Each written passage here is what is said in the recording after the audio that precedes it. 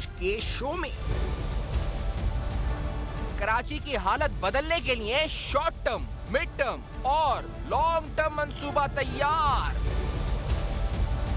वफाकी हुकूमत का कराची ट्रांसफॉर्मेशन प्लान अमल दरामद कितना कठिन। वजीर आजम के दौरे कराची से वाबस्ता तवक्कात क्या पूरी होंगी?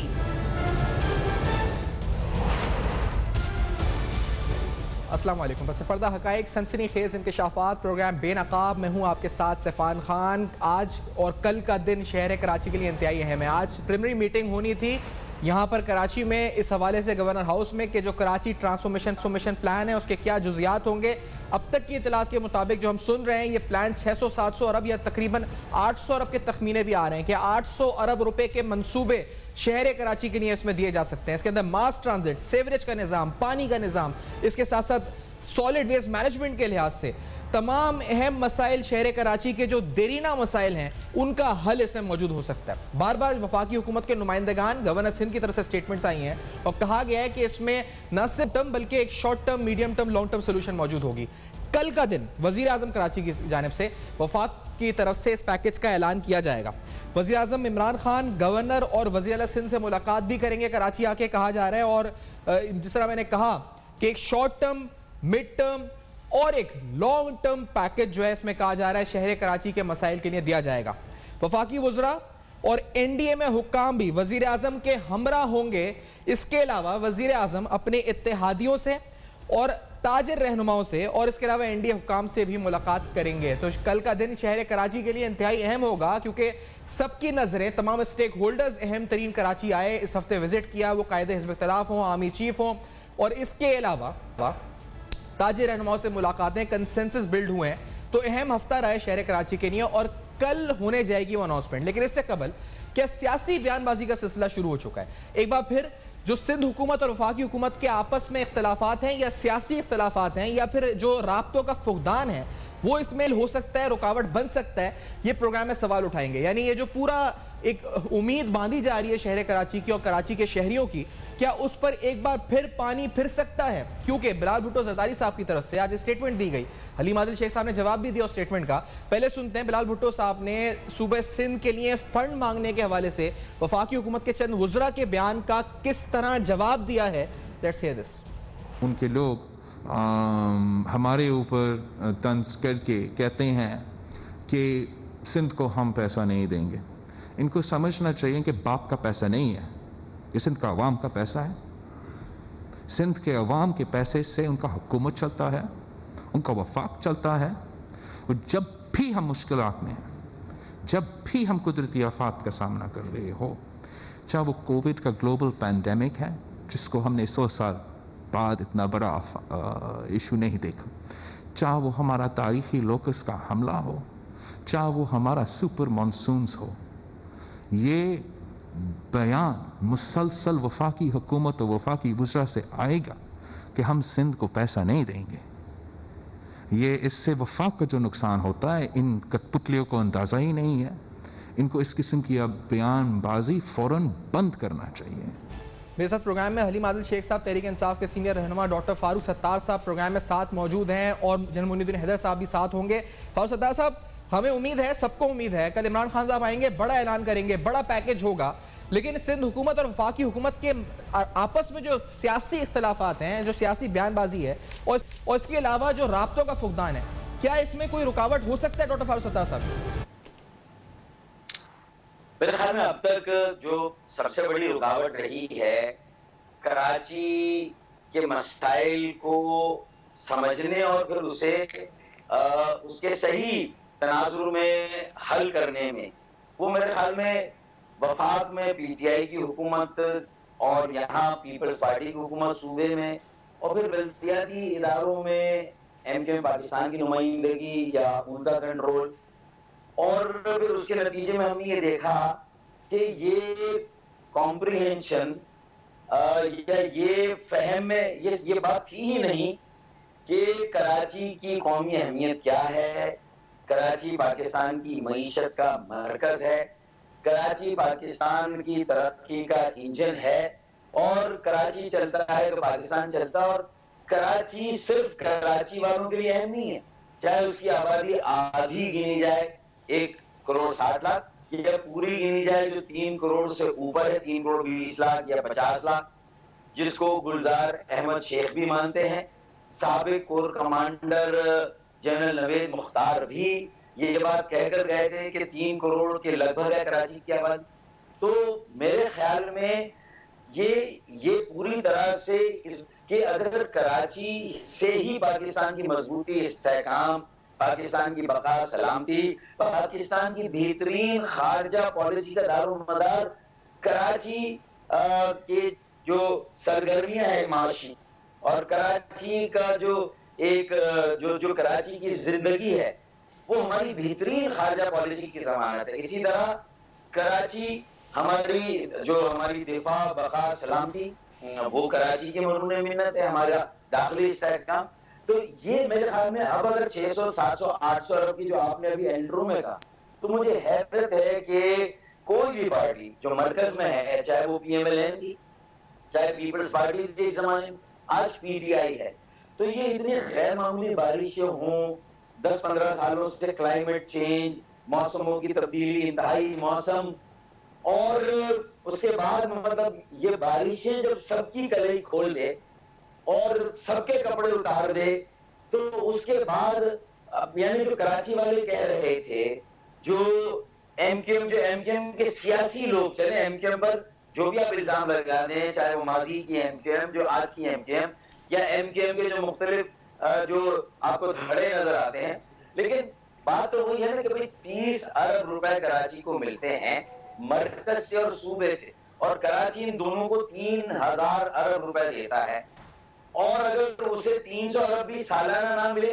तो बात ये वन टाइम पैकेज की नहीं कि हम 800 अरब, आप रेगुलरली गए हर साल के बजट में आप कराची को क्या एलोकेट करेंगे। और ये अप्रोच सही है कि अब डायरेक्ट मरकज से पैसे देना होंगे, और अगर सूबों को वसाइल 7वें कौमी मालियाती कमीशन में ज्यादा चलेंगे तो ये मेरी प्रोपोज की हुई तजवीज और फार्मूला है कि आर्टिकल 160 के क्लॉज 2 सब क्लॉज डी के तहत नया 8वां कौमी मालियाती कमीशन फिलफौर बना के मरकज से कराची, लाहौर, पेशावर, कोयटा और पाकिस्तान के सारे छोटे बड़े शहरों को अब बराह रास्त वहां से फंडिंग होनी चाहिए, और हर साल कम से कम 300 अरब। तो अगर 300 अरब हर साल देते हैं, 4 साल में 1200 अरब है, आपके 65 करोड़। तो फारूक साहब, आप कह रहे हैं वन टाइम पैकेज नहीं, आप कह रहे हैं वन टाइम पैकेज नहीं, कराची को ओवरऑल एनुअली आप कह रहे हैं कि फंड्स देते हैं, वन टाइम पैकेज की जरूरत नहीं है। एक ब्रेक लेते हैं नुक्ते पे, और कुछ आईनी नुकात की बात भी कर रहे हैं, निजाम की बात। ये सलीम अली शेख साहब से पूछेंगे कि हमारी तवक्कात क्या होनी चाहिए इस पैकेज से,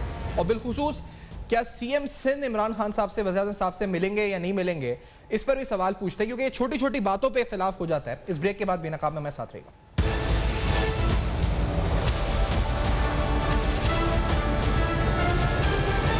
वेलकम बैक। आप देख रहे हैं बेनकाब, और अहम तरीन सवालात कल अनाउंस होने वाले पैकेज से हम लोग क्या तवक्कुआत रखें, इस पर बात हो रही है। हलीम आदिल शेख साहब से सवाल पूछते हैं सिर्फ उड़ाते हुए। हलीम साहब, इससे कबल 162 अरब का पैकेज, कमिटीज बनी, लेकिन ग्राउंड कितना काम हुआ हम सब जानते हैं। ये पैकेज किस तरह मुख्तलिफ होगा, जो अमल दरामद होगा, जिन चीजों में अनाउंसमेंट होगी, किस तरह इसको यकीनी बनाया जाएगा, और क्या है इस पैकेज में, क्या तवक्कुआत रखें हलीम साहब?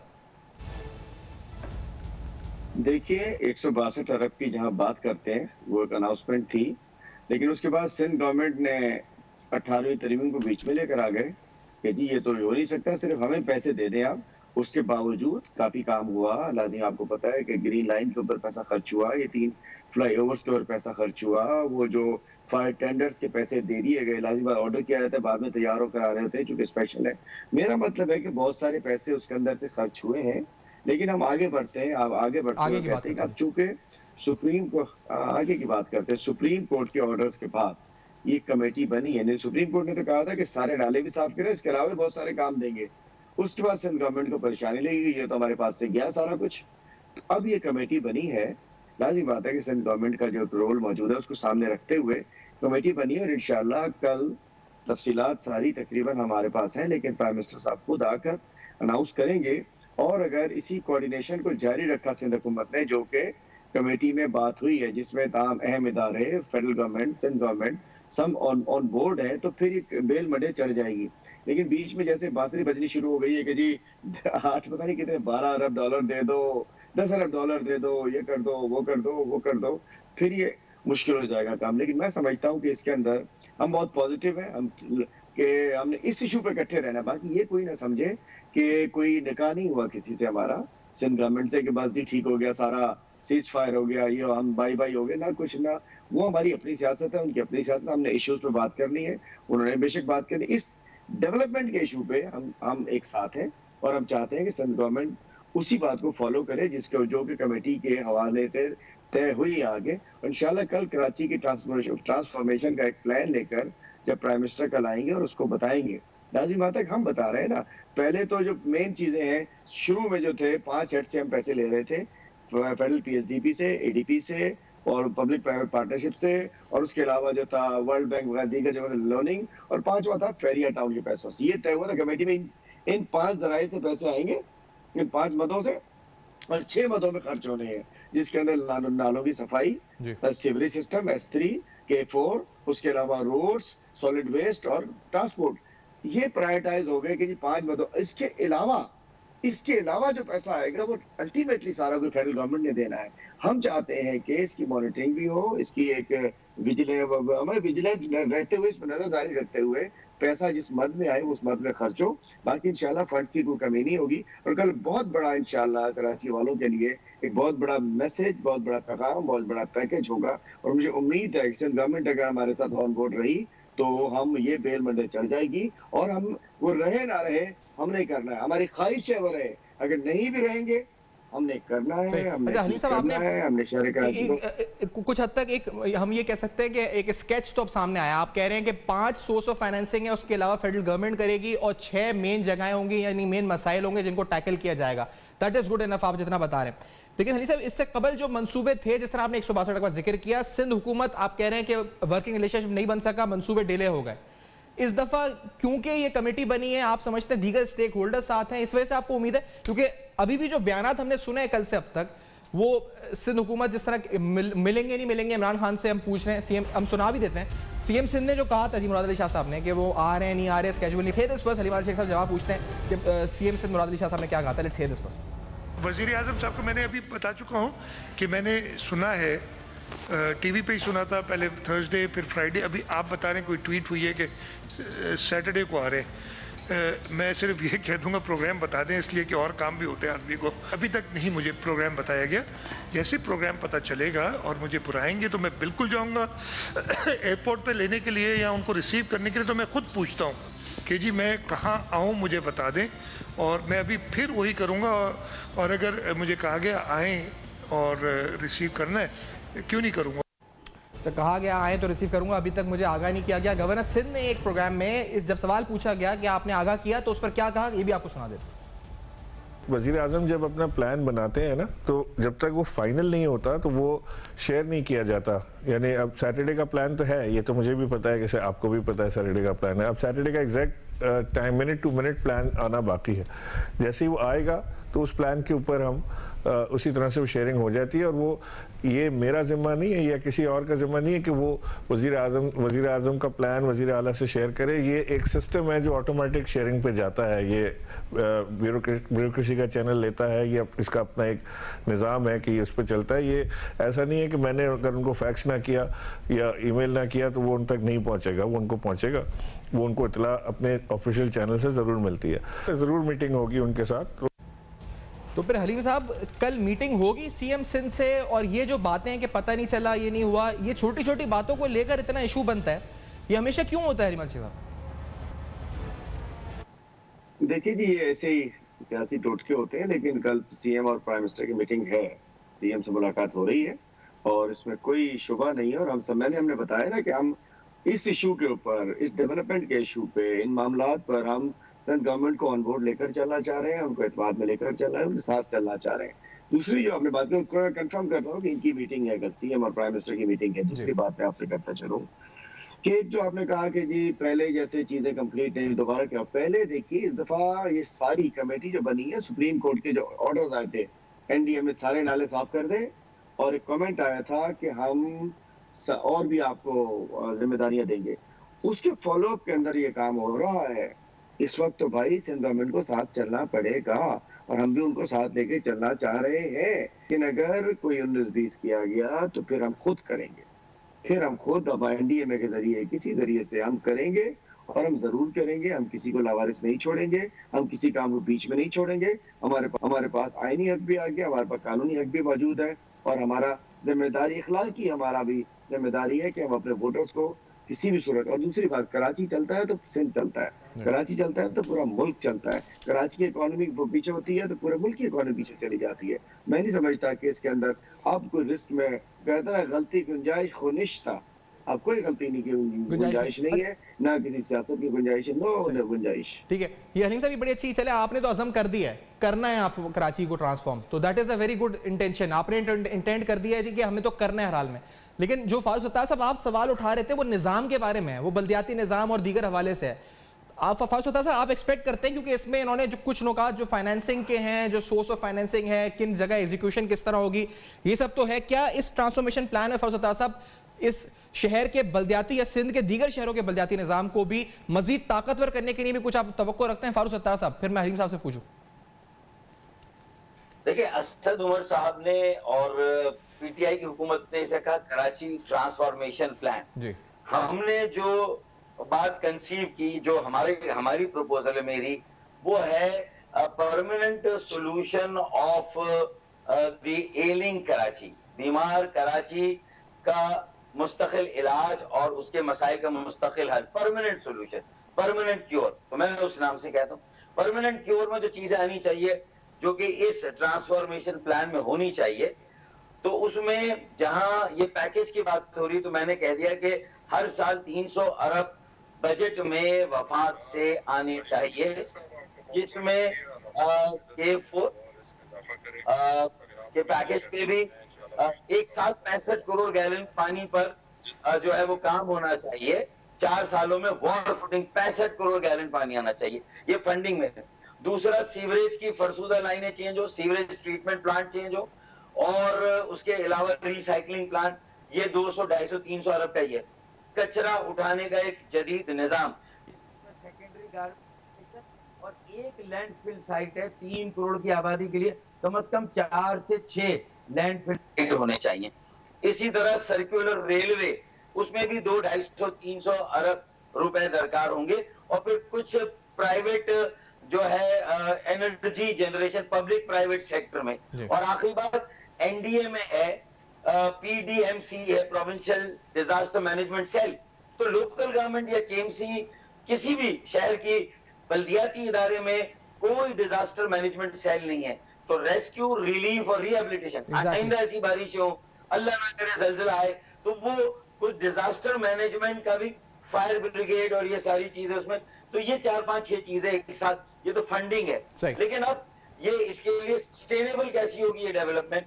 सर मैं ब्रेक ले लूं फारूक साहब इस बात को। सर मुझे ये सवाल आप दोनों के सामने रखना है, बता दें ब्रेक के बाद हम आते हैं, क्योंकि बड़ा अहम नुक्ता है और उसके साथ और भी अहम सवाल और भी कॉम्प्लिकेशंस हैं, क्योंकि वो क्या किस तरह डील की जाएंगी इस प्लान के अंदर। Will ask our panel after this break. Benaqab में हमारे साथ रहिएगा।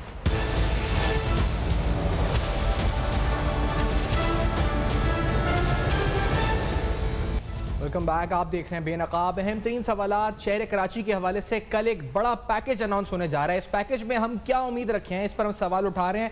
बात हो रही थी बल्दियाती निज़ाम की, ये रोना हम सुनते रहेंगे कि मेयर के पास इख्तियारात नहीं है, क्योंकि शहर कराची का मैंडेट बड़ा कॉम्प्लिकेटेड है। पीपल्स पार्टी, उसको ज़रूरत नहीं होती कराची के वोट की हुकूमत बनाने के लिए। यहाँ के लोगों ने MQM को वोट दिया, मेयर बन गए, वो ये रोते रहे कि इख्तियारात नहीं है। MNA MP के वोट PTI को दिए, वो वफाकी हुकूमत हो गई। ये एक अजीब सा कॉम्प्लिकेटेड स्टेटस इस शहर का बन गया। हलीम साहब, इसको डील करने के लिए क्या इस पैकेज में, ट्रांसफॉर्मेशन पैकेज में कुछ होगा इसको टैकल करने के लिए कि आइन की रूह के मुताबिक एक लोकल बॉडी सिस्टम आ जाए? देखिए, एक तो ओवरऑल एक मास्टर प्लान भी कराची का बनना है, दूसरा आइन की रूह के हवाले से सेक्शन 140A की दरखास्तें MQM की भी पड़ी है और हमारी अपनी पड़ी हुई है कि हम चाहते हैं कि सुप्रीम कोर्ट जरा मजीद एलोबरेट कर दे कि आइन का 140A क्या कहता है, क्योंकि उसमें 3 टीयर्स का जिक्र है, लेकिन तीसरे टीयर को जरा एलोबरेट करने की जरूरत है। उसमें मजीद वाज़ेह नहीं हो रहा, उसका ही फायदा सिंध गवर्नमेंट उठाती है। तो हमें उम्मीद है कि इंशाल्लाह सुप्रीम कोर्ट इसके अंदर अपना हमें जरूर सुनेगी और उसके बाद कोई ऐसा फैसला आ जाएगा कि जिसके अंदर सूबाई हुकूमतें पाबंद हो जाएं लोकल गवर्नमेंट सिस्टम के मजबूत करने की, और एक मजबूत मेयर आ जाए इसके जो बाख्तियार हो, वसाइल से भरपूर हो, ताकि वो रिजल्ट दे सके।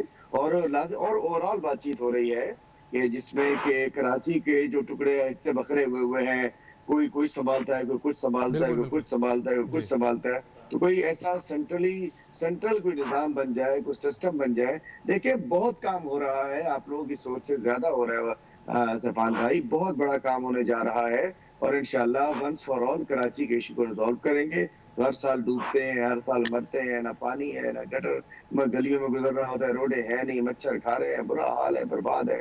वो कराची नहीं है जिसको कोई तस्वर कर सकता हो। ठीक है, अब इंशाल्लाह हर एंगल से काम हो रहा है, बड़ा काम होने जा रहा है, इंशाल्लाह बेहतरी होगी। और आपने, मैं नहीं समझता कि आईनी रुकावट भी नहीं आएगी, और मैं नहीं समझता कि इस वक्त चूंकि हमने तय कर लिया, तहैया कर लिया, पीपल्स पार्टी मैं समझता हूँ साथ रहेगी और वो अपने पैरों पर कुल्हाड़ी नहीं मारेगी। तो ये बड़ी अच्छी बात है जी, हम समझ रहे हैं और हम उम्मीद भी रखते हैं हलीम साहब कि इस पे आप लोग कामयाब होते हैं। फौजदार साहब, ये जो बात उन्होंने की कि शहर बटा हुआ है, हलीम अली शेख साहब क्योंकि इस वक्त राब्ता मुनक़ता हुआ है, फौजदार साहब मुझे बताइएगा कि अब ये जो आगे जाकर कॉम्प्लिकेशंस हैं शहर की, ये जिस तरह उन्होंने कहा कि इन्होंने काम कर लिया है, आप खुद भी इस शहर को समझते हैं, मेयर रहे हैं, सियासी मामला समझते हैं, ये पैकेज आता है मिसाल के तौर पे 800 अरब रुपए का, इसकी इंप्लीमेंटेशन के ऊपर फिर वही सवालात के ये इलाका तो कैंटोनमेंट का है, ये इलाका जी इस वक्त शहरी हुकूमत जिला हुकूमत का है, ये इलाका फरा प्राइवेट कॉलोनी है, और तो इसी में बढ़ जाएगा। ये जो प्रोजेक्ट्स अनाउंस होंगे, सिंध गवर्नमेंट ऑफ वाकई की कोऑर्डिनेशन हो भी जाए तो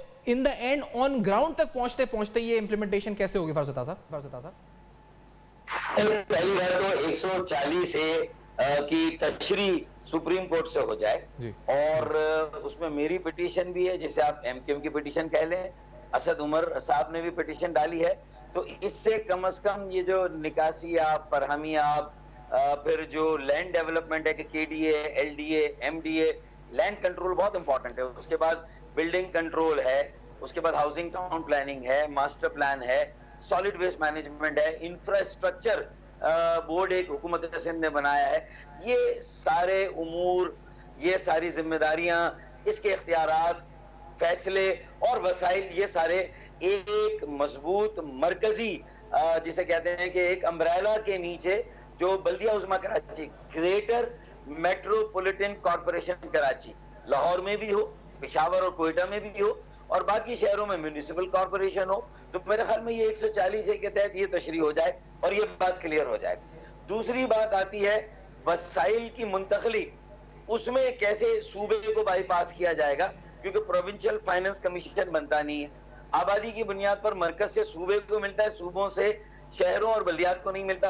तो मैंने प्रपोज किया आर्टिकल 160 8वां कौमी मालियाती कमीशन बनाए, उसके क्लॉज 2 सब क्लॉज डी के तहत आप डायरेक्टली बड़े शहरों छोटे शहरों को ये पैसा दे सकते हैं। अब आ गया कि एक मेयर होगा और उसकी एक खुद मुख्तार मौसर और बाइख्तियार बावसीला एक कॉर्पोरेशन और काउंसिल होगी, वो इस पर अमल दरामद करेगी। लेकिन वो मेयर अगर पीटीआई का है तो एमकेएम और पीपल्स पार्टी उसे कैसे बर्दाश्त करेंगे, अगर वो पीटीआई का है तो बाकी दो पार्टियों से कैसे। ये एक पेचीदगी है जो आगे इन मंसूबों के अमल दरामद में आएगी।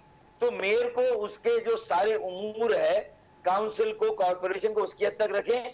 अगर एक नौजवान मेयर आता है गैर जानिबदार, ज्यादा से ज्यादा बहुत सारी सियासी बंदिशों से आजाद, जिसका मैंने एक तस्वुर कंसीव करके फ्लोट करके शहर के हजारों लाखों नौजवानों को जोड़ने की कोशिश की है, यूसी पैनल बनाए, बाकी सियासी जमातें भी अगर थोड़ा सा पॉलिटिक्स से बाला करके कराची को ओन करे, सेव करे, में करे, ये मसला भी हल होगा। और इसके साथ साथ एक कराची अर्बन डेवलपमेंट कमीशन, ये आर्टिकल 149(4) के तहत ये मेरी चौथी तजवीज है। 148, 160 और एक अच्छा पावरफुल काउंसिल।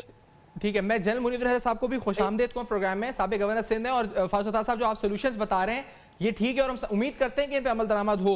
लेकिन जनरल मुनीर रहमान साहब, अभी तक जो हम सुन रहे हैं इस पैकेज के बारे में, एक तो ये कि इंटेंशन क्लियर है, फेडरल गवर्नमेंट कह रही है कि हमें तो करना है, अज़म है हमारा, और लग ये रहा है कि इस वक्त तमाम स्टेक होल्डर्स भी are on the same page.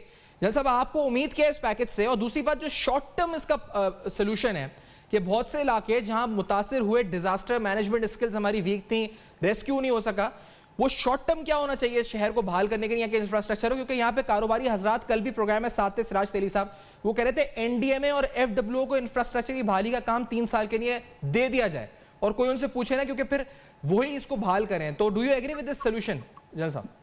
जी, मेरे ख्याल से काम तो काफी बड़ा है, तो इसमें एफडब्ल्यूओ को भी दिया जा सकता है, एनएलसी को भी दिया जा सकता है, और भी जो अच्छे कॉन्ट्रैक्टर्स विद अच्छे रेपुटेशन के हैं उनको भी मतलब के इस तरह सब कॉन्ट्रैक्ट्स दिए जा सकते हैं। और जो इलाके बहुत तबाह हुए हैं, जिनको फॉरेन रेस्टोरेशन होनी चाहिए, वो प्रायोरिटी बनाकर उस तरफ तवज्जो दी जा सकती है। तो फिलहाल तो जो डैमेज चीजें हुई हैं उनको ठीक करना जरूरी है, और मीडियम टर्म बेसिस पर ये नालों, जिस तरह हम बोलते हैं कि तजावजात हो गई हैं, इन लोगों को रीलोकेट करके इनको मुतबादिल जगह और वसाइल देकर आबाद करके उन नालों को वापस उनकी ओरिजिनल चौड़ाई जो थी, अगर 100 गज थी तो 100 मीटर पर ले जाना चाहिए, जो 15 मीटर रह गई है। तो ये सारे काम जो हैं ये एनडीएमए और ये मिलकर इनको दिया जा सकता है। और दूसरी बात ये है कि इसमें लोग जो है अभी कराची के अहमियत को देखते हुए यही दरख्वास्त की जा सकती है कि बड़े मेहरबानी रोड़े न अटकाएं, सियासी पॉइंट स्कोरिंग ना करें, सब अपना सर जोड़ के बैठें और कराची के जो है मसाइल को हल करें, चाहे वो पानी के हैं, ट्रांसपोर्ट के हैं, इंफ्रास्ट्रक्चर के हैं और बिजली के हैं। तो ये सारी चीजें हल होने वाली हैं और सारी चीजों पर तवज्जो देने की जरूरत है। और सबसे जरूरी बात यह है कि लॉन्ग टर्म बेसिस पे कराची में एक strong city government metropolitan corporation का होना जरूरी है, जिसको लॉ सपोर्ट करता हो, जिसके लिए लोकल बॉडीज एक्ट जो बना हुआ है। माजरत हूं आपको इंटरप्ट कर रहा हूं, लेकिन आपने जो अभी एक बात की, इसमें सब में अहम बात यह है कि सियासी पार्टियां इसमें जो है रोड़े ना डालें, इसको हिंड्रेंसेस ना डालें। सर, इसको इंश्योर करने के लिए जनरल साहब, ये कौन इंश्योर कर सकता है? मैंने ये कि एक साथ बैठ जाएं, आज ही बयानबाजियां चल रही हैं और ये बयानबाजियों की वजह से ही हमेशा जो प्लान आता है वो सिर्फ अनाउंस होता है और इंप्लीमेंट नहीं होता। तो हाउ टू इंश्योर दिस कि ये फिर दोबारा इस तरफ मामला ना चला जाए कि मुझे मिलने नहीं बुलाया तो मैं एयरपोर्ट जाऊं या नहीं जाऊं, तो मुझे शेड्यूल नहीं मिला और ये सिंध का पैसा है और ये ढाका, ये वो किसी के बाप का पैसा नहीं है। आज ऐसे बयान हमने सुना है, ये किस तरह से इंश्योर हो सकता है जनरल साहब? देखिए, सबसे पहले तो यह है कि जो इस वक्त डैमेज हुआ है जी, ये गैर मामूली बारिशों की वजह से इंफ्रास्ट्रक्चर तबाह हुआ है, उसकी बहाली जरूरी है ताकि नॉर्मल लाइफ जिंदगी की, इंडस्ट्री की, लोगों की दफ्तर जाने की बहाल हो जाए। तो उस पर एक शॉर्ट टर्म इमीडिएट प्लान बनना चाहिए और उसके लिए जिस तरह आप भी प्रपोज कर रहे हैं और मैं भी इसको प्रपोज कर रहा हूँ कि एफडब्ल्यूओ और एनडीएमए मिलकर ये काम कर सकते हैं। उनको आप सियासी तौर पर ना इन्फ्लुएंस होते हैं, वो अपने काम से काम रखते हैं। तो ये काम इस तरीके से हल हो सकता है कि एक दफा जो मंसूबे हैं उस पे सबके जो है राय आ जाए, सब स्टेक होल्डर्स की, सब उस पर एग्री कर जाएं कि K4 को किस तरह तेज करना है, कराची सदर रेलवे को क्या करना है।